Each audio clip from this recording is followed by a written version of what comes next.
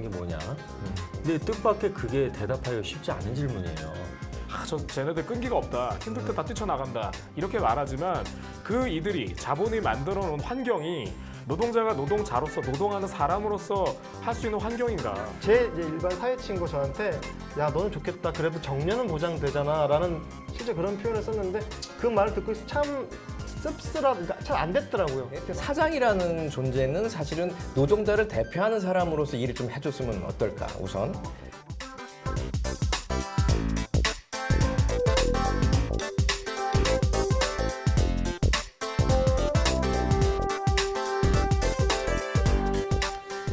도란도란 소수의견 시간입니다. 자, 과연 얼마를 벌어야지 좋은 직장일까요? 좋은 일의 가치와 기준에 대해서 오늘은 얘기를 해보겠습니다. 지난 3월 통계청 발표를 한번 보겠습니다. 청년층 15에서 29세 실업자 수가 52만 명, 그리고 취업을 한 번도 해본 적이 없는 청년 실업자가 10만 명이랍니다. 계속된 취업난으로 점점 심각해지고 있는데요. 이런 상황 속에서 청년 구직자들은 좋은 일자리를 찾기 위해 애쓰고 중소기업에서는 인재난에 시달리는 일자리 미스매치가 계속되고 있다고 합니다. 그래서 도란도란 소수의견에서는 청년들이 말하는 좋은 일자리란 무엇인지 여기에 대해서 이야기를 해보려고 합니다. 설문조사가 하나 있습니다. 대학생 75.6%가 마음에 드는 일자리가 없어 취업을 미뤘다라는 통계가 나왔는데요. 이게 청년 실업난이 일자리가 없어서가 아니라 좋은 일자리 혹은 마음에 드는 일자리가 없기 때문에 나타나는 현상이라는 것을 반증하는 게 아닌가 싶은데요. 이 일자리 미스매치 혹시 들어보신 적 있으신가요? 네. 예, 들어본 적이 있는데요. 그게 미스매치의 문제일까는 좀 여러 가지로 좀 해석해 볼 여지가 있다고 생각이 돼요. 예, 그렇죠. 그러니까 지금 말씀하신 대로 일자리를 있는데 그게 내 마음에 들지 않기 때문에 이렇게 미끄러지기 때문에 그런 것일 수도 있겠죠. 근데 하나는 일자리를 갖지 못한 사람에게, 다시 말해 취직 전선에서 승리하지 못한 사람들에게 너 왜 승리하지 못했냐 물어볼 때 제 잘못입니다 이렇게 말하기는 너무 자존심 상하잖아요. 그러니까 내가 할 마음에 안 들더라고요. 내가 찼어요. 이렇게 했을 수도 있죠. 네, 그렇죠. 또는 한편으로 생각해 보면 그 마음에 들지 않는 이유가요. 수지 타산이 안 맞으니까요. 그러니까 내가 취업 전선에 가기 전까지 수억 원을 썼는데 거기 가서는 한 몇백만 원밖에 못 번다. 그러면 그 직장은 자기가 구할 수 없는 거잖아요. 그러니까 여러 가지 많은 얘기를 하고 있지 않을까 하는 생각이 좀 들어요. 저만 해도 이제 대학원을 졸업하고 시간이라든지 비용을 많이 들여가지고 학위를 받았는데 실제로 받는 임금은 얼마 안 되고 예, 기회비용에 비해서 그 오는 수입은 참 없는 현실이거든요. 근데 여기에 대해서 학자적인 자존심을 가지고 살아라라는 게 주변의 얘기란 말입니다. 그 참 목사님 말씀을 들으니 그 생각이 나네요. 자, 그래서 일자리 미스매치라는 것이 구직난과 구인난이 함께 오는 경우가 많거든요. 그래서 결국에는 소위 말하는 좋은 직장, 공기업, 신이 내린 직장, 대기업 그런 곳만 바라보는 해바라기 구직자가 좀 많이 만들어지고 있는데 이건 결국에는 연봉의 안정성 그리고 높은 연봉, 안정적인 직장, 정년까지 보장되는 이런 것들을 자꾸 지향하는 것이 아닌가 그렇게 해석될 수가 있겠죠. 그런 게 뭐 좋은 일자리라고 보는 거죠. 예. 그런데 한 설문조사에 따르면은 이 좋은 일이라는 것이 근로 조건이 좋은 것이라고 이야기를 합니다. 그래서 응답자들이 좋은 일의 가장 중요한 기준으로 근로 조건을 꼽으면서 조건이 나은 직장이라면 임금이 지금보다 줄어도 옮길 의향이 있다라고 답을 하는데 높은 월급보다는 근로 조건이 더 좋은 직장을 청년들이 바란다는 얘기거든요. 그렇다면 이건 반대로 근로 조건이 지켜지지 않는 직장이 많다. 이렇게 볼 수도 있겠죠. 그렇죠. 예. 그래서 통계에도 나오더라고요. 이런 2014년에 우리나라 연간 근로 시간이 2,285시간이래요. 내부는 근로 시간이 그렇게 되십니까? 세물 안 해봐가지고 이게. 예. 네, 예. 그럼 이렇게 보겠습니다. 주 40시간 노동을 하십니까? 이상하는 것 같은데요. 이상하십니까? 네. 예, 저도 뭐 쉬는 날은 거의 없으니까. 예. 저는 뭐 제가 시간 그 자체라서 뭐 딱히 어떻게 선을 그을 훌륭하신 수가 분. 없습니다. 무슨 말씀이죠? 시간을 예. 리드 하시는군요. 그러니까. 예. 시간 그 저 자체가 부정기적이어서 어떻게 좀 따지기가 저도 뭐 물론 40시간 이상 근무를 하는 것 같아요. 종교인들 그러니까 이게 뭐 평균이나 어떻게 낼 수 있을지 모르겠지만 데이터가 따로 있을지 모르겠지만 기본적으로 종교인들 자체 어떤 걸 노동이라고 본다면 그 노동 시간이 상대적으로 길지 않을까. 예. 그렇다면 결국에는 여기 계신 네 분의 전문 종교인들을 비롯해서 많은 직장에서 기존의 근로기준법을 지키지 못하고 있다. 그리고 선진국들의 모임이라는 OECD에서도 평균에도 못 미치는 그런 근로조건을 가지고 있다는 얘기인데 여기서 한 가지 짚고 넘어갈 것이 취업난이 점점 심해지는 시대에 어려운 취업문을 통과했는데 이게 나한테 맞는 직장인가 아닌가 고민해가지고 또 결국엔 이직을 하게 되는 사회 초년생들이 이직률이 점점 높아지고 있는 것도 문제입니다. 이직하는 청년들이 아까 말씀드린 대로 근로조건을 결국엔 굉장히 중요하게 생각하는 것 같지만 또 어떻게 보면은 간판, 대기업, 공기업 이런 데만 원하는 것이 아닌가. 그렇다면 결국에는 청년들이 원하는 좋은 직장 무엇일까? 근로조건, 높은 연봉, 아니면 간판 뭘까요? 제 개인적으로 제 경험으로는요. 제가 아는 그 젊은 친구 중에 하나가 그 뭐 소위 말하면 이제 좋은 대학을 나오고 뭐 또 유학도 갔다 오고 그래서 이제 장학생으로 이제 삼성을 이제 들어갔어요. 이제 뭐 같은 또래에서 월급도 많이 받고 뭐 이제 그렇게 했는데 어느 날 보니까 직장을 그만뒀더라고요. 그러면서 하는 것이 뭐 이제 저희가 봤을 땐 되게 어설퍼 보이는 그런 뭐 이렇게 뭐 미술 치료 뭐 이런 걸 통해서 독서나 이런 걸 통해서 자기 또래나 이제 젊은 친구들하고 소통하는 이런 일을 한다 그러길래 저는 처음에 야단을 많이 쳤어요. 너 지금까지 들인 돈, 네 들인 노력, 네가 배운 그것은 다 어디로 가는 것이냐. 그 연장선에서 뭘 해야지. 그걸 송두리쳐. 이게 저는 처음에는 그 직장에 적응을 못한 거로 저는 그렇게 생각을 했는데 그 야단을 많이 쳤습니다. 근데 시간이 지나고 지금 보니까 본인 스스로가 굉장히 만족을 해요. 예. 그래서 저러다 조금이다 말겠지라고 생각했는데 뜻밖의 오래 하더라고요. 그리고 본인이 월급은 굉장히 적습니다. 뭐 자기 기름값 정도밖에 안 나오는데 진심으로 그걸 행복해하고 자기 일을 찾았다고 생각을 해서 제가 이제 제 생각을 바꿨죠. 처음엔 야단을 많이 쳤는데. 저도 수님이랑 비슷한 케이스가 있어요. 그러니까 그 결혼 아직 그 청년 정도의 나이인데 결혼을 좀 일찍 한 친구가 있었는데 대기업에서 이제 뭐 과중한 업무 시달리고 있는 그런 친구였는데 어느 날 전화가 와가지고 무슨 NGO 단체 이런 쪽으로 지원을 해보겠다 그래서 너 왜 그러냐? 너 지금 무슨 뭔 일이 있니? 그랬는데 이 친구는 이제 가족 계획 아이를 이제 갖고 싶은데 웃기는 게 이제 이 회사가 사람은 자꾸 내보내면서 사람을 더 안 뽑는 거야. 그러니까 그 일들이 결국은 4명에서 했던 일이 3명, 3명이 했던 일이 그 4명이 했던 일이 3명이었는데 1명 또 나가니까 4명이 했던 일이 2명이 그거를 감당해야 되는 이런 일들이 벌어지니까 너무너무 힘들다고. 이 돈이 문제가 아니라 자기는 이제 결혼을 했기 때문에 가정을 좀 이루고 싶고 그런 차원에서 그 아기를 낳아도 거기에 대해서 좀 용인할 수 있는 그러한 좀 직장을 찾더라고요. 그래서 또 꼭 우리가 일반화 시켜가지고 뭐 근로조건이나 뭐 연봉, 수입이나 이런 것만 가지고 꼭 이 청년들이 고민하는 건 아닌 거라고 저는 좀 보고 있어요. 저희가 그러니까 사람이 기본적으로 생각보다 기계가 아니기 때문이죠. 우리가 왜 근로라는 말도 사실은 저는 뭐 개인적으로 별로 쓰는 걸 좋아하지 않습니다. 그러니까 근로라는 말도 그 말이 가지는 함의는 근면성실하게 노동하는 거 뭐 이런 거 아니겠습니까? 근데 그러니까 노동자가 근면하게 일한다는 걸 도대체 누가 평가하는 겁니까? 그러니까 노동자가 노동자에게 당신 참 근면하군요라고 하는 걸 근로라고 할까요?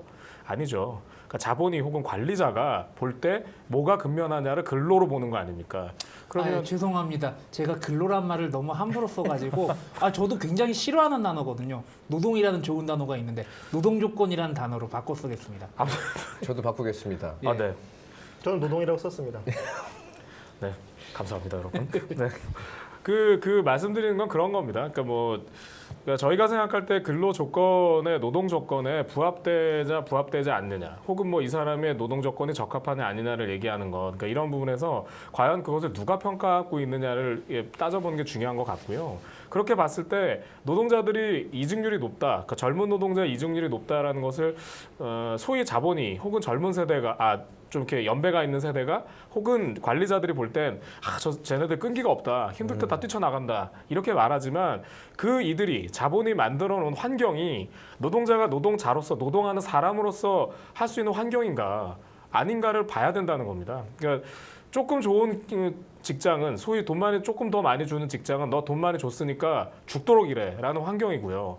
그렇지 않은 데는 너 우리가 뽑아줬으니까 낮은 임금에도 감사하고 일해, 뭐 이런 거 아니겠어요? 그러니까 그런 상황이라면 한쪽은 들어가서 돈을 좀 많이 벌지언정 사람답지 못하니까 견딜 수 없는 거고요. 한 군데는 들어가 본들 그동안 들였던 돈과 이거에 대해서 전혀 수지 타산이 맞지 않는데 어떻게 계속 있을 수 있겠습니까?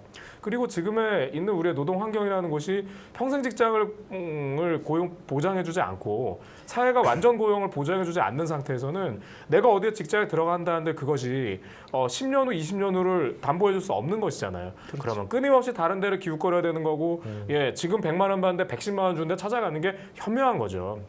그렇게 본다면 청년들이 도대체 무엇을 원하는가로 보면 당연히 안정적인데 사람답게 대우하는 데를 원하는 걸 거고요. 그리고 그렇게 할 때 그것이 그런 이유를 뭐냐 물어보면 지금의 생태계가 노동 조건이 노동 환경이 안정적이지 못하기 때문에 그리고 살인적이기 때문에 사람을 기계로 보기 때문에 저는 그런 거라고 생각합니다.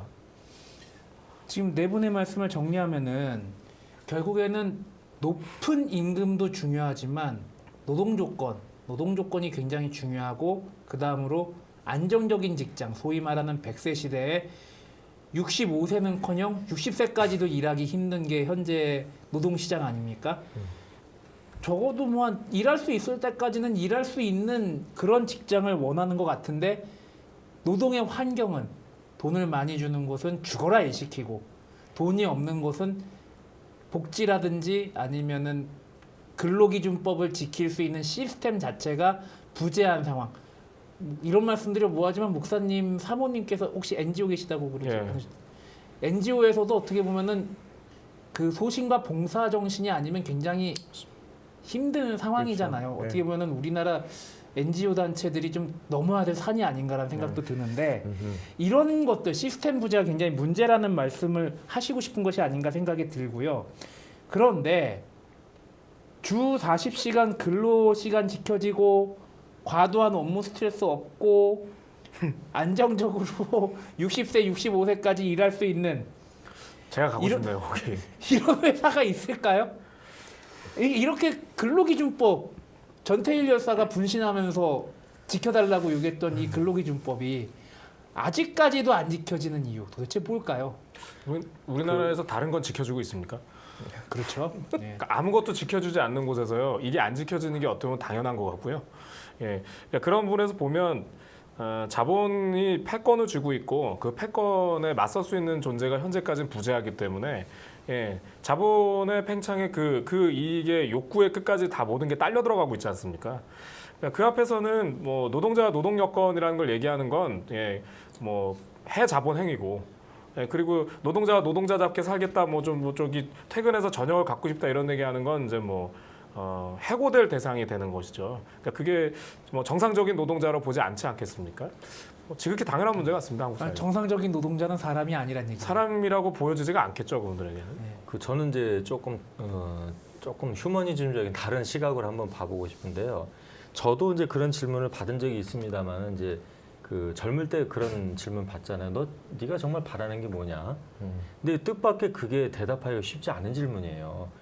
우리가 이제 딱 획일화된 그런 환경 속에서 자라기 때문에 대체로 그냥 접해서 좋아하는 것이지 정말로 자기가 좋아한다라는 그것에 대해서 많이 생각을 못 해보거든요. 그러니까 이런 것이 뭐 심한 게 선택 장애로까지 이어져가지고 사람을 대할 때나 일을 대할 때나 뭐 다 겪지 않고서는 자기가 발견을 못하고 또 직장이라 하더라도 자기가 막 열정을 다해서 이거 한번 해봐야지라고 막 하는 게 그렇게 많지는 않은 것 같아요. 근데 이걸 반대로 봐자면 그런 질문을 받는 사람도 그런 환경에서 통해서 당혹스럽겠지만 그런 질문을 하는 사람 역시 그러니까 기업이죠, 회사죠. 그런 질문을 던지는 그 사람들도 역시 이걸 잘 모르는 거예요. 그러다 보니까 상대방의 입장을 잘 이해를 못하고 항상 그런 대립적인 관계에 있으려고 또 제가 개인적으로 만나본 뭐 다 그런 건 아니겠습니다. 대체로 그 기업의 오너들은 그냥 그 구성원들을 자기가 함께 해야 될 뭐 그런 좋은 관계 또 이 사람들하고 내가 어떻게 해서 우리가 하나가 돼서 이 회사 이런 관계라기보다는 그냥 하나의 요소로 봐요. 그냥 공장의 기계처럼 하나의 그 저비용을 들여서 최대의 효율을 뽑아내야만 하는 그런 요소로 보는 경향이 강하더라고요. 근데 이런 것들이 뭐 하루아침에 이루어진 것 같지는 않고 물론 이제 잘하는 환경 탓도 있겠지만은 전반적으로 보면 우리가 이 공통적으로 해당되는 것은 우리가 정말 뭘 원해야 되는가가 아니라 주어진 가치만을 계속적으로 강요다원 이 성장 과정에도 큰 문제가 있지 않겠나. 그래서 일단은 각자 문제로 봤을 때는 젊은 친구들은 스스로가 할 수 있는 것은 정말로 자기가 뭘 좋아하는지 뒤늦게라도 한번 좀 진지하게 고민을 해서 이거 지금 내가 정말 꼭 이거 막 하고 싶어 하는 것인지 아니니까 자꾸 옮기거든요. 조건만 따지고 하다가 그런 질문을 스스로 한번 해보는 게 좋을 것 같고요. 또 반대로 그 고용하시는 분들은 똑같은 자기가 입장에 들어서 그들의 마음이나 심정을 조금 헤아려서 그 사람들이 정말 좋아할 수 있게끔 자꾸 그 여건을 제공해 주시는 분도 뭐 혹가다 있으신 것 같아요. 그런 노력을 좀 많이 해야 되지 않겠나 그렇게 생각합니다. 소위 말하는 사용자와 노동자가 서로 지향하는 바가 다르기 때문에 사용자는 노동자를 조금 주고 많이 쓰고 싶어하고 노동자는 사용자에게서 많이 받고 조금 일하고 싶어하기 때문에 결국에는 뭐 스님 말씀을 정리하면은 또 목사님 말씀까지 한다면은 서로가 인간 대 인간이라는 것을 좀 인지를 해야 되고 그리고 그 바탕 아래 합의를 봐야 되지 않나? 뭐 이렇게 정리가 가능할 것 같습니다. 그런데 좋은 일이라고 좋은 직장이라고 흔히 이야기하는 것 중에 하나가 정규직이잖아요. 그리고 굉장히 많은 사람들이 정규직이 되고 싶어 합니다. 그래서 심지어는 웹툰이나 드라마, 뭐 미생에서는 장그래라는 친구가 정규직이 되기 위해서 고생하는 장면, 그리고 송곳에서는 비정규직이라는 이유로 하루아침에 마트에서 해고된 실제 H모 마트의 이야기를 웹툰으로 다뤘고요. 그리고 치인트라고 불렸던 치즈 인 더 트랩에서는 대학생들이 결국에는 뭐 안에 러브 스토리도 있고 그렇지만 취업을 위해서 열심히 고군분투하는 그런 내용이 나오잖아요. 그런데 좀 속된 말로 깨는 질문을 한번 해보겠습니다. 정규직 좋은 건가요? 지금 같은 노동 조건, 한국 사회 조건에서는 당연히 정규직이 좋다고밖에 말씀을 드릴 수 없는 거죠.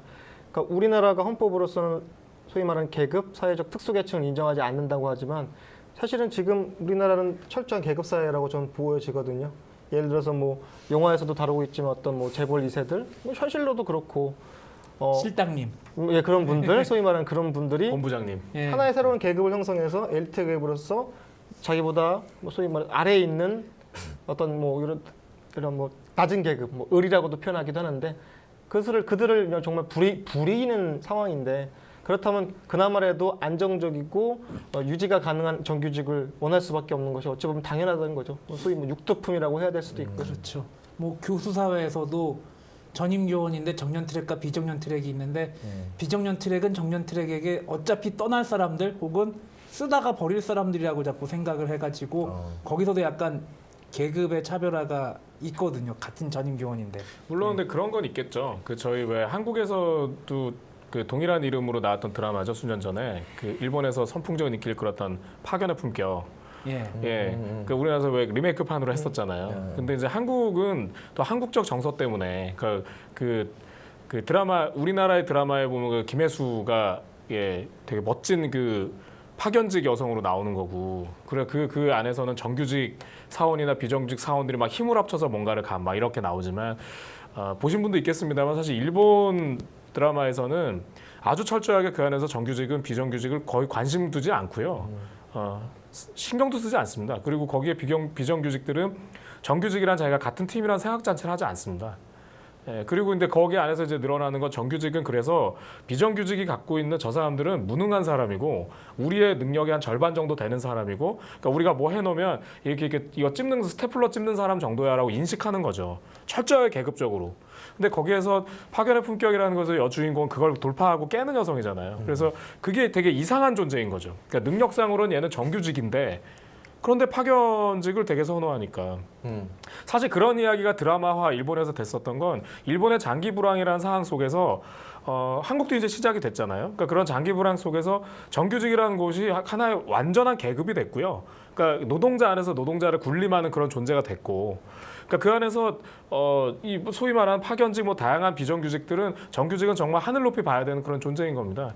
그러니까 한국 사회에서 정규직이 좋은 것이냐?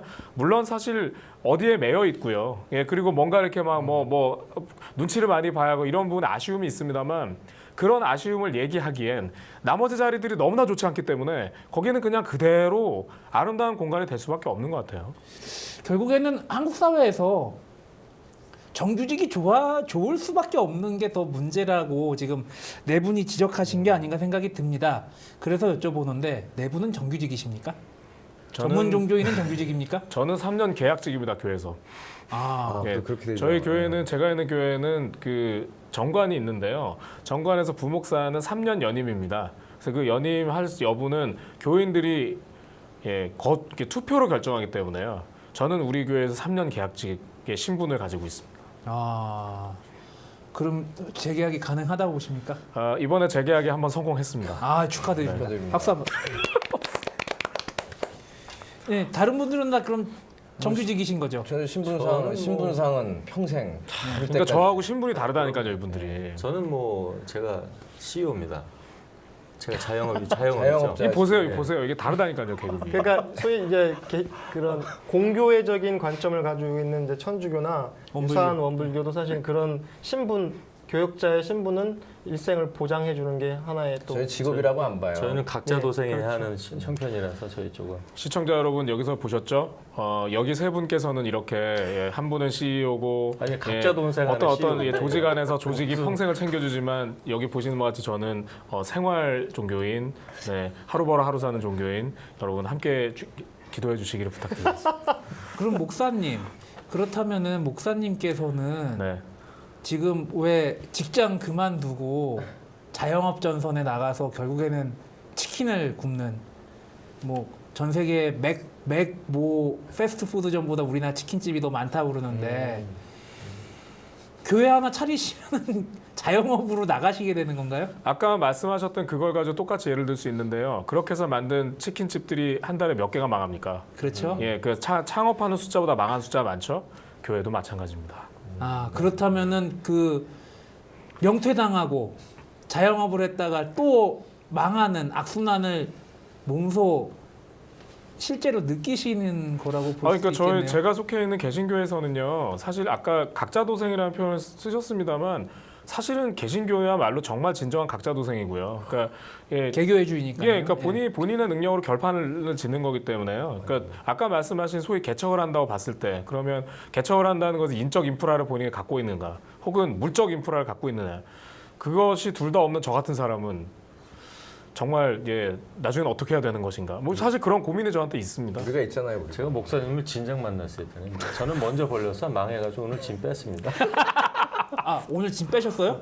아니 뭐 이제 뭐 꼭 뭐 이제 방송에서 밝힐 수는 없고. 강남 생활을 이제 뭐 맨날 밝힌다 그러는 그 결정절 때 이렇게 뒤로 아니 빼세요. 뭐 이제 한동안은 이제 뭐 저 왔다 갔다 해야 되는 그 지금 이 사실 생계형의 특징은 뭐냐면요. 확실한 한 가지가 아니라 확실치 않은 여러 가지를 갖는다는 게 이제 어떤 특징이고. 그러니까 힘이 공감되네요. 여러분 예, 분명히 뭐 이해를 이해 해주셔야 잘하실 되는데요. 겁니다. 지금 예. 스님께서는 그러니까 CEO인데 약간의 어떤 사업 실패 때문에 고민하는 CEO고요. 저는 아까 말씀드린 생계형 종교인이라는 거 구별해 주셨으면 좋겠습니다.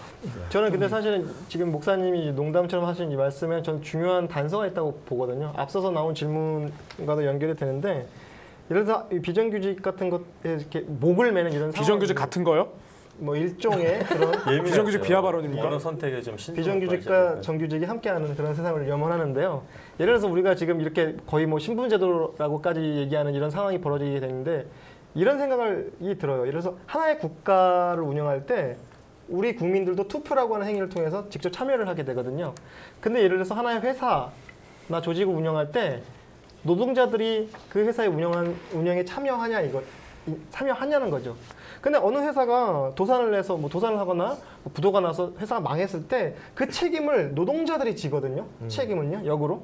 왜냐면 이제 그렇죠. 구조조정을 하고 그렇죠. 그렇죠. 그런 식으로 해서 노동자들은 밀려나는데 경영진은 그대로 있어요. 이 회사가 경영진 거라 생각하기 때문에. 근데 사실은 주식회사라고 하는 관점은 그 경영자 것이 아니거든요. 주주들의 것이죠. 그렇죠. 국가가 국민의 것인 것과 같이. 그렇다면 사실은 노동자들은 철저히 이 하나의 회사의 운영에 철저히 소외되어 있거든요. 저는 그래서 무엇보다도 노동자들이 그 회사의 운영에 참여해서 책임도 함께 지는 것이 어찌 보면 이상적일 수도 있겠지만 너무 지극히 당연한 것이 아니냐. 그런 의미에서 목사님께서 목사님의 어떤 뭐 거취를 신도들이 결정한다는 건 상당히 의미 있는 시스템이다. 저는 이렇게 좀 생각이 됩니다. 참 그런 문화가 많이 자리를 잡혔으면 좋겠어요. 뭐 학교 같은 경우에도 여기 지금 내 종교가 전부 학교를 보유하고 있지만 이게 학교 법인 거지 그 종단의 건 아니잖아요. 맞습니다. 그리고 주식회사 같은 경우에도 주주들의 것이지 그것이 한 개인의 소유가 아니지 않습니까? 근데 우리나라에서는 오너 리스크라는 말이 있을 정도로 굉장히 한 사람의 뜻에 좌지우지 되는 상황인데 이런 대기업에 내가 종교인이 아니었다면 대기업 정규직을 지향했을 것이다. 그러신 분 있으십니까? 저는 대기업에 들어갈 능력이 없어서 지향을 안 했을 것 같고요. 근데 그런데 정규직을 끊임없이 지향하고 있었을 것 같습니다. 뭐 중소기업이든 어디든요. 예. 예, 안정적으로 살고 싶으니까요. 그랬을 것 같아요. 근데 그 중소기업이 노동 조건도 굉장히 안 좋고 복지도 안 좋고 근로기준법도 안 지키면서 정규직은 시켜준다. 대기업도 사실 뭐 우리나라에서 근로기준법 명확하게 지키고 노동자를 사람으로 대접하는 대기업이 있나요? 뭐 그런 살인적인 생태계는 근본적으로 별로 차이가 없는 것 같습니다. 저는 만약에 이 입회를 하지 않았으면은 우리 수도원에 들어오지 않았으면은 저는 그 수도원 입회 전에 아동상담소 생활교사 비정규직이지만 일단 계약직이었지만 제가 입회를 하지 않으면은 그 이제 소장님이 저를 정규직으로 넘겨주신다 그랬어요.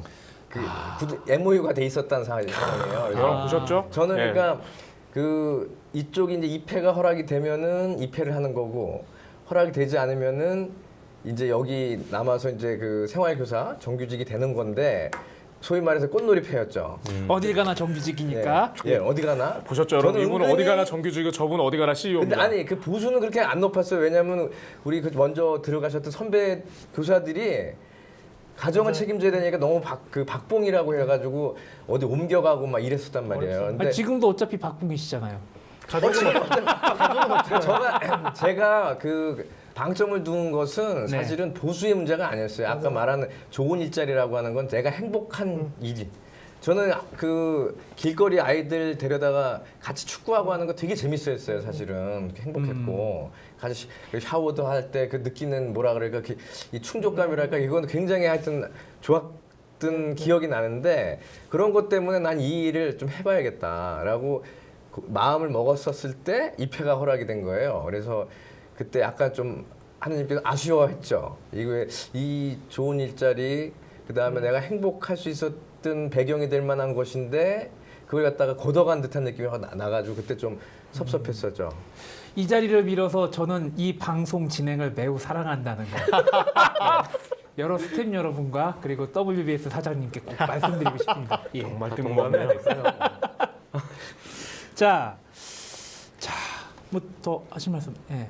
밝히세요, 본인. 밝히세요. 보세요. 뭘요? 왜 계속 침묵으로 일관하시는 겁니까? 아니 저는 자, 이분은 이래도 정규직, 저래도 정규직, 저분은 이래도 CEO, 저래도 CEO. 본인은 이래도 뭐죠? 비정규직, 저래도 저는 비정규직. 언제가 생겨요? 뭐죠? 예. 저는 사실은 출가할 즈음에 여러 가지 장래 희망에 대해서 고민하다가 그때 되게 유력하게 고민했던 것 중에 하나가 한의사를 되게 하고 싶었어요. 그래서 자영업. 그 한의사에 대한 꿈을 꽤 오래 가지고 원불교 대학원을 다니기 직전까지도 사실은 한의사가 되고 싶다는 꿈을 꾸었고 거기에 대한 편입 시험도 좀 준비를 하려고까지 했었는데 그 이유 중에 하나가 사실은 역설적으로 자유롭게 진료를 할 수 있는 여건이 주어질 수 있지 않을까. 그러니까 제가 기본적으로 한의학에 대한 관심도 기본적으로 어느 정도 있었지만 그 내가 좋아하는 분야를 가지고 내가 적절하게 하고 싶을 때 할 수 있는 일이기 때문에 뭐 한의사도 괜찮은 직업으로서는 괜찮겠다는 생각을 했지만 그래도 나는 전문 출신을 하련다라고 마무리를 하겠습니다. 존경하는 시청자 여러분.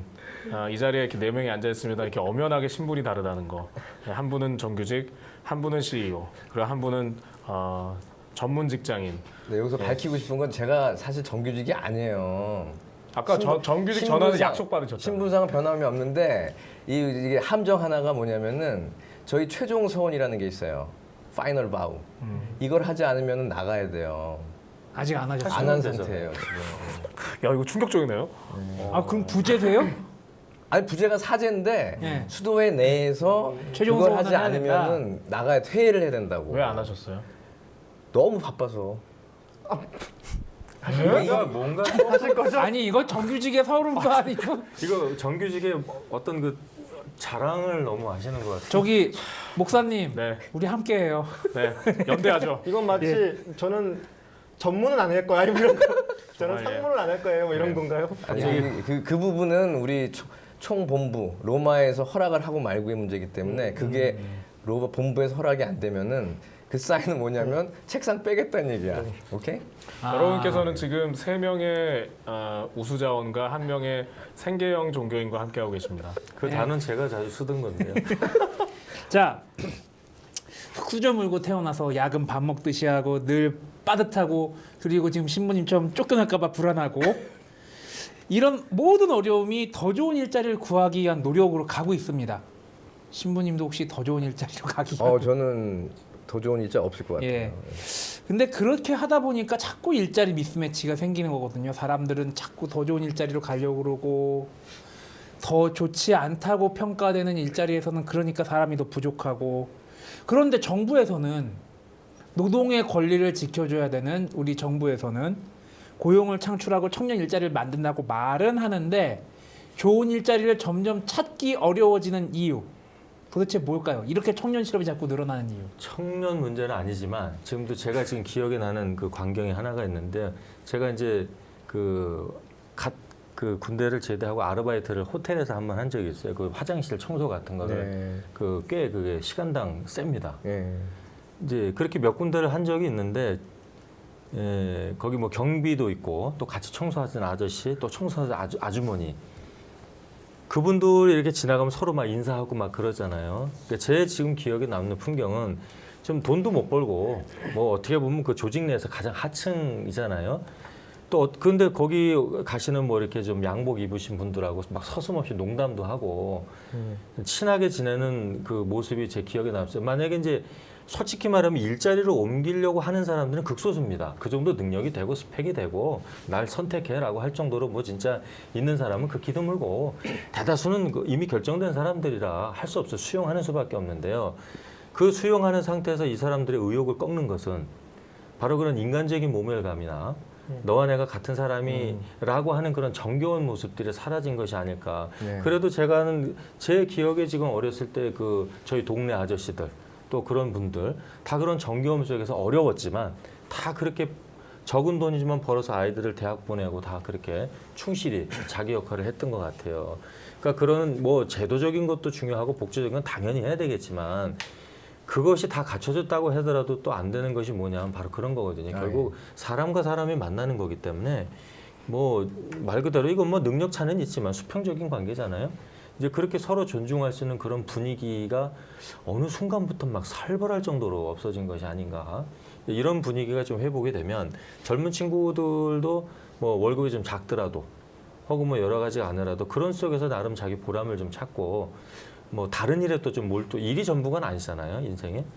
그런 안정됨 속에서 더 이렇게 다른 일에 뻗어나갈 수 있는 기초가 되지 않을까 그렇게 생각을 합니다. 아까 말씀하셨던 지금의 고용 창출을 강조하는 정부, 그리고 경제를 이토록 강조하는 사회에서 경제와 고용 창출이 왜 제대로 이루어지지 않는가를 생각해 보면 저는 그건 되게 자명하다고 생각하는데요.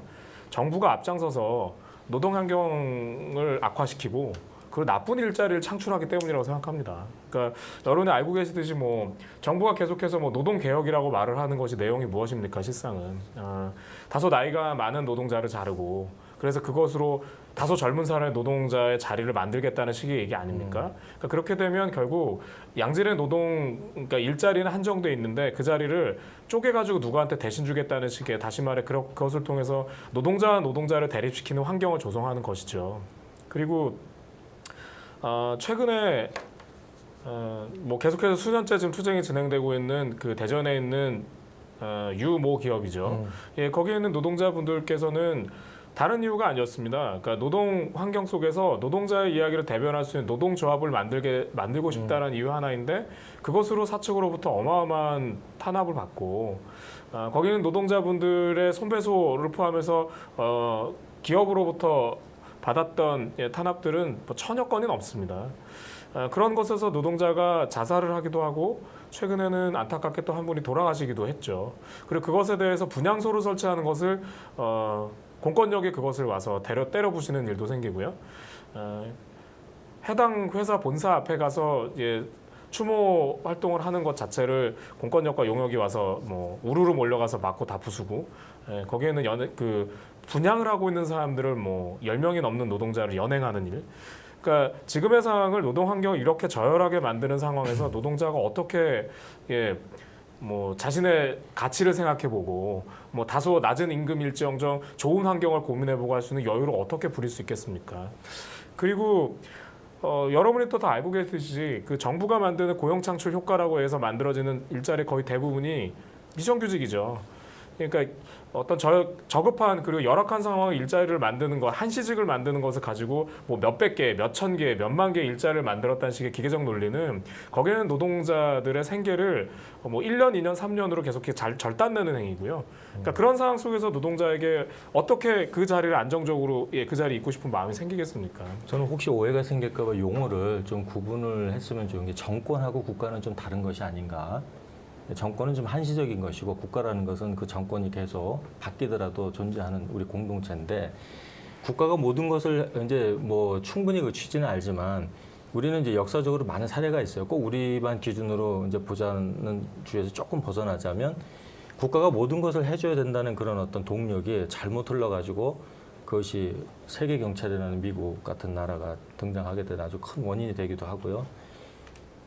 뭐 여러 가지가 있겠지만은 저는 이제 그런 의미에서는 시스템은 어느 정도 우리가 보충을 할 수가 있겠지만은 저는 절대로 그것이 다라고 생각을 하지 않습니다.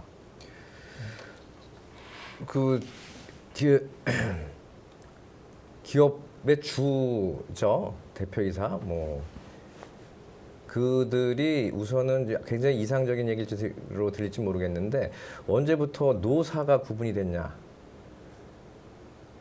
노동자의 대표가 되면 안 됩니까? 난 좀 이 얘기 좀 하고 싶어요. 그렇죠. 사측에, 예. 왜 그들이 구분이 돼야 돼요? 누가 회사를 망하기를 원하는 노동자가 있어요, 세상에. 안 그래요. 다 살리기 위한 회사 그 노동자들이기 때문에 대표 사장이라는 존재는 사실은 노동자를 대표하는 사람으로서 일을 좀 해줬으면 어떨까? 우선 그래야지 아까 스님 말씀 잘하셨는데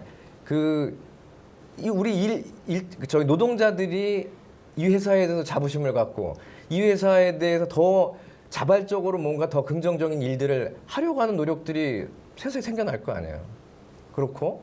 그리고 소위 말해서 물고 물리는 재벌과 하청업체들 사이에 가불관계는 사실은 가불관계라 할지라도 계약상 그럴지라도 후려치기나 이런 거 하지 말자 이거죠. 줘야 될 돈 줘야 될 거 아니에요. 그래야지 노동자들이 받아가지. 그래야지 일자리를 잘게 나눠 가더라도 정규적으로 돈을 받을 수 있지 않습니까? 그래야지. 사실은 대부분 젊은이들이 피하고자 하는 일자리가 뭐예요? 임금 체불되고 이런 일자리 좋겠어요? 40시간 이상 일하고 40시간 일할 수 있게 해주고 거기에 마땅하게 월급이 제대로 나오는 거. 그렇다면 웬만한 일자리면 다 가요. 왜냐면 저녁이 있잖아. 저녁에 자기 여가를 즐길 수가 있잖아. 근데 그렇게 야근을 시키고 붙들어 놓고 심지어는 휴일에도 출근해가지고 말단 직원들 다 불러내고 이건 좀 아닌 것 같아요. 적어도 기업들이 하청 업체들, 같이 협력 업체들한테 줘야 될 건 제대로 줘가면서 일 좀 하자 이거죠. 그래야지 이것들이 파급이 있지. 그렇게 되는 거고, 그리고 또 하나 제안하고 싶은 거는 대학 마치고 나서 융자에 관련된 부분들은 탕감 좀 해주면 안 될까? 시작 점수보다 빚지고 시작하는 건 너무 부담스러운 것 같아요. 탕감해 주세요. 그거 뭐 스님은 국가 정부 구분 좀 하자고 하셨는데 국가가 영속적으로 좀 해줘야 될 부분이라고 저는 봐요. 정권이 바뀌어도 그 부분이 안정이 돼야지 사람들이 뭐 기회 비용들 좀 더 내죠. 사실 이것도 해보고 저것도 해보고 자기 적성도 찾아갈 수 있는 뭐가 환경이 마련되지. 이거 뭐 불안하고 당장 여기서 잘리면 어떻게 될지 모르고 식은땀 흘려야 되는 상황이라면은 이게 행복한 사회입니까? 이런 문제를 계속 생각했을 때 상당히 공포감을 저는 개인적으로 느낍니다. 이런 거죠. 그 판 자체가 엎어질 수 있다는 심각한 고민을 혼자 해보곤 합니다. 경영자 또는 이제 정부, 사실은 지금의 상황은 이 옛날 우리 레크레이션 중에 폭탄 돌리기라는 게임이 있었어요. 폭죽 같은 거를 이렇게 불을 붙여서 돌리다가 어느 순간 빵 터지는 거죠. 지금은 계속 그 폭탄 돌리기를 계속 하고 있는 상황인데 이 폭탄이 처음에 한 사람을 죽일 수 있지만 나중에 점점 간극이 넓어지면서 우리 공동체 자체가 엎어질 수 있다는 어떤 공포감이 들어요. 생태계라고 비유했을 때는 하위에 어떤 그런 낮은 밑에 놓여 있는 어떤 생명체들이 멸종하게 됐을 경우에 결과적으로는 상위 포식자들도 당연히 멸종하게 되거든요. 지금 노동자들, 청년들, 어떤 비정규직들을 뭐 갑질을 하고 이런 분들을 탄압하고 또 이렇게 억압하는데 결과적으로 그 결과물을 누가 받게 될 것이냐. 이게 원불교에서 말하는 어떤 인과보응의 원칙으로 놓고 봤을 때도 그 과부는 온전히 갑에게 있다라는 사실은 이걸 준엄하게 알지 않고서는 이 문제는 단순하게 몇몇의 개인이 해결할 수 있는 문제가 아니라고 저는 생각이 됩니다. 자, 그렇다면은 정년 보장되고 주 40시간 이하 노동시간 지키고 나에게 적성이 맞거나 재밌고 일을 할수록 나의 전문성과 숙련도가 증진되며 그에 따라 임금도 상승하는 일, 아까 목사님이 있으면 소개해달라고 해주셨던 그 일 있을까요? 그 기준으로서 40시간이라는 것이 내가 너무 행복하고 그 이상을 해도 너무 즐겁고 행복한 것과 40시간을 일해도 너무 괴롭고 힘들고 라고 했을 땐 사실 이걸 기준으로 보기는 어려운데 이런 직장이 있겠느냐? 현실적으로는 쉽지 않을 것 같지만 이게 당연한 거라면은 우리가 이것을 만들어내야 되는 게 뭐 당연한 그렇죠. 목표가 돼야 되지 않을까? 그렇다면은 좋은 일을 구하는 청년 실업자들, 청년들에게 종교인으로서 어떤 역할을 해줄 수 있는지 이 말씀을 좀 해주시죠. 사실은 뭐 소위 말하는 이제 경영자들과 정부 뭐 공무원들 사실은 그들도 많은 종교를 또 신앙하고 있을 거거든요. 근데 예를 들어 우리가 종교적인 잣대로서 너희가 지금 더 열심히 일하고 뭐 더 노력을 하다 보면은 지금과 같은 삶을 극복할 수 있다라고는 쉽게 얘기하는데 반면에 그 교회나 뭐 교당이나 이 종교 안에서 사실은 경영자나 이런 힘을 가진 자들은 그 종교 안에서도 상당한 메인스트림 안에 속해 있거든요. 근데 그들에게 있어서 도덕성이나 어떤 의무 같은 것들을 정말 일깨워주고 있는지 여러분 그렇게 해서는 안 됩니다. 경영 똑바로 해야 됩니다. 이렇게 상대적 왜 그들은 교단을 운영하는데 큰 도움을 주기 때문에 상대적 그들에 대해서는 우리가 더 강하게 지적하고 어떤 종교적인 가르침을 제시하고 있는지 사실 저부터도 좀 의문을 갖게 되죠. 저는 청년들에게 사실 좀 보람된 마찬가지일 거예요. 많은 청년들이 사실 행복한 일 찾고 있잖아요. 그러니까 이런 고민들 하고 있는 이웃, 동료들, 친구들을 하고 격리되지 않았으면 좋겠어요. 만나서 얘기를 좀 해보시라고요. 대안을 찾아보시라고요. 우리 이렇게 뭐 사대종단 성직자들이 만나가지고 얘기하듯이 여러분도 할 수 있습니다. 만나서 얘기하다 보면 무언가 아이디어들이 나올 것이고 실행할 만한 것들이 나올 것이고 어떤 식으로라도 기회가 주어질 거라는 전 믿어요. 중요한 것은 더 많이 벌고 어떻게 하겠다라는 것은 우선순위에서 좀 내려놨으면 제가 뭐 돈이 필요한 게 없다. 전 돈을 포기했다고 말씀드렸지만 솔직히 더 엄밀한 의미는 사실 돈이 우선순위에 있지 않다는 얘기예요. 내려놓고 오히려 의미 있는 일을 찾고 있으니까 그러다 보니까 이 제게 오는 다양한 업무들도 기쁘게 사실 즐겁게 일을 할 수가 있는 거거든요. 그러니까 청년 여러분들도 마찬가지로 홀로 고립되지 않고 함께 만나서 어떻게 하면 함께 살 수 있을까? 나 홀로 각자 도생이 아니라 공생하고 상생할 수 있는 것들을 방법들을 어떻게 찾아볼 수 있을까? 한번 믿어보세요. 여러분 홀로 고민하는 것보다는 여럿이서 성찰하고 여럿이서 함께 할 때 집단지성에 대한 그 힘이 얼마나 파워풀한지를 한번 볼 수 있을 거라고 저는 말씀드리고 그 싶습니다. 판을 종교에서 만들 수 있다고 보시는 저는 건가요? 그래서 나름대로 그 청년들하고 함께 하는 자리를 갖다 많이 만들려고 지금 그러고 있어요. 예. 저는 무엇보다 종교가 해야 될 일 중에 하나는요, 뻥치지 말아야 된다고 생각합니다. 그러니까 뭔가 네가 사회 상층부로 갈 수 있다던가, 세상은 여전히 밝은 곳이라던가, 뭐 아프지만 아픈 만큼 성숙해진다던가 따위의 그런 이야기들로 현실을 호도하고요. 그리고 아픔을 아픔으로 느끼지 못하게 하는 식의 어떤 당위 정식의 그런 처방들을 내리는 그런 뻥을 치지 말았으면 좋겠다라는 생각이 있고요. 그렇게 뻥을 치지 않았을 때 뭔가를 추구해가는 사람들이 이루어지지 않는 것에 대한 현실적 고민들을 직시하게 될 수 있다고 생각합니다. 그리고 종교는 이와 같은 모든 일들이 파생되는 것에 있어 이건 결코 개인적인 문제가 아닙니다. 그러니까 그 청년의 스펙이 없어서의 문제도 아니고 공부를 못해서의 문제도 아니죠. 그러니까 그렇다면 일자리를 만들어야 되고 양질의 일자리를 만들어내야 되는 건 그 자리로 들어가야 되는 노동자가 만들 일이 아니라 국가가 만들 일이고요. 자본이 해결해야 될 일입니다. 그러니까 즉 구조적인 일인 거죠. 그렇다면 그런 구조적인 구조에 대해서 개인이 맞서기에는 현실적 어려움이 있으니 그 구조를 향하여 그것이 틀렸다. 제대로 가야 된다 너희 구조들이 라고 말하는, 다시 말해 구조가 이렇게 견고하게 짜고 있는 세상을 해체시키는 역할들, 그런 역할들을 종교가 해야 한다고 생각합니다. 그렇게 해서 그 개인들이 얘기할 것들을 대변하고요. 그리고 그 개인들이 함께 모여서 또 종교가 되든 또 뭐 연대를 하든 그런 자리에 있어서 어떤 버팀목이 되든 친구가 되든 하는 그런 역할들이 종교가 끝까지 해야 될 일이 아닐까 하는 생각을 합니다. 저는 이제 좀 섞겠습니다.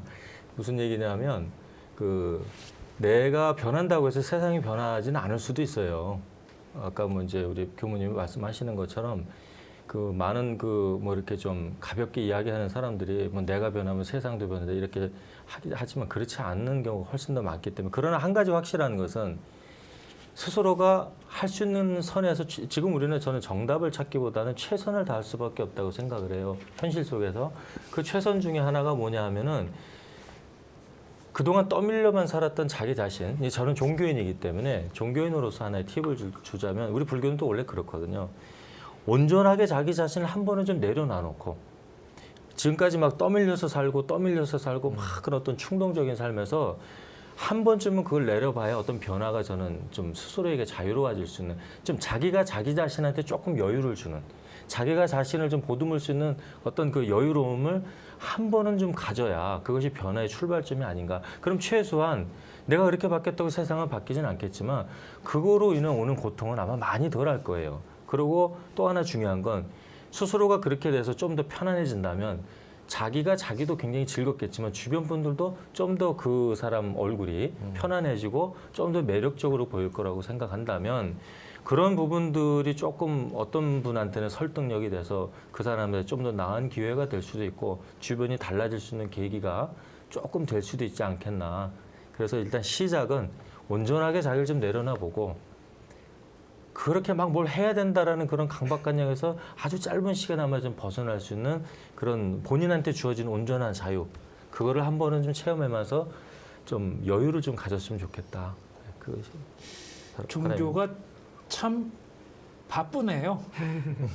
개개인에게는 마음의 안식을 줘야 되고, 청년 개개인에게, 그리고 그 청년 개개인들이 연대할 수 있는 판도 만들어줘야 되고, 그런데 이 청년 실업 문제 그리고 청년 구직의 문제는 청년들의 책임보다는 국가의 책임이 크기 때문에 국가를 향해서도 종교가 할 얘기가 있어야 되고, 참 종교가 매뉴얼대로 돌아가려면 바빠야 되는구나. 40시간 이상. 열심히 일해야죠. 그 정도는 해야 그래도 사람들에게 무의도식한다는 인상은 안 줄 거 아니겠습니까? 예, 그런 생각이 들면서 이 오늘 네 분의 발언이 참 의미가 있다는 생각이 들었습니다. 예, 참 의미 있는 발언 감사합니다. 아프니까 청년이 아니라 청년들이 아픕니다. 대한민국 청년들 지금 충분히 아픕니다. 중소기업에 취업을 꺼리는 청년들을 비난하기에 앞서서 취업 현실, 노동 환경을 되짚어볼 필요가 있지 않나 생각이 듭니다. 중소기업, 대기업 공통적으로 연봉, 복지, 고용 형태, 그리고 정년 모든 것이 똑같다면 일자리 미스매치 같은 현상 절대 생기지 않겠죠. 그리고 청년은 자신이 하고 싶은 꿈, 더 이상 꿈은 직업이 아니라 자신이 살고 싶은 이상적인 삶이 돼야 된다고 보고요. 그리고 적성에 맞는 일 잘 찾아 나가야 되지 않나 그런 생각이 듭니다. 그리고 그렇게 할 수 있도록 여건을 마련해 주는 것은 청년의 노력에 의해서가 아니라 국가와 가정에서 그런 환경을 제공해 주는 것이라고 생각을 합니다. 소수의견 오늘은 여기까지입니다. 끝까지 시청해 주신 여러분 감사합니다. 안녕히 계십시오. 마지막 저금 통장에 들어있는 19만 원을 들고서 나는 어디로 갈까? 이 프로그램은 시청자 여러분의 방송교화 후원금으로 제작됩니다. 여러분의 소중한 후원이 교화 대불공을 이룹니다.